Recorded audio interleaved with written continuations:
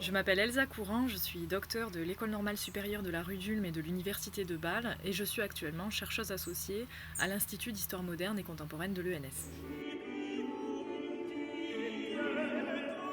Au départ, je voulais répondre à une question qui m'a taraudée tout au long de ma formation. D'où viennent nos lieux communs en matière de littérature, ceux qui sont dans l'ADN de notre culture?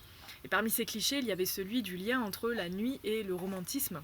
Pourquoi le clair de lune serait plus romantique qu'un soleil de midi, par exemple?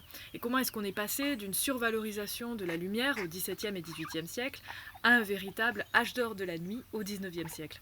Et en tirant ce fil, je me suis aperçue que ces questions en soulevaient d'autres encore plus profondes, qui touchaient à l'histoire des arts, à celle des disciplines intellectuelles et savantes, mais aussi à notre conception du monde.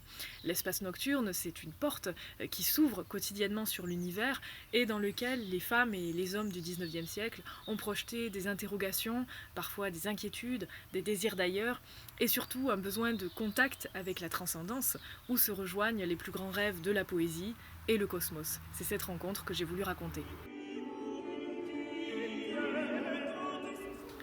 Ce livre s'adresse d'abord à tous ceux qui s'intéressent de près ou de loin à la littérature et l'histoire des idées du XIXe siècle, qu'ils soient étudiants ou spécialistes aguerris. Mais comme il aborde de nombreux textes connus ou totalement inédits qui sont notre héritage, il peut aussi intéresser tous ceux qui veulent savoir comment se construit un imaginaire culturel et quelle histoire a fait de nous, en l'espace de quelques décennies, des amoureux de la nuit, des poètes au clair de lune et des arpenteurs du cosmos.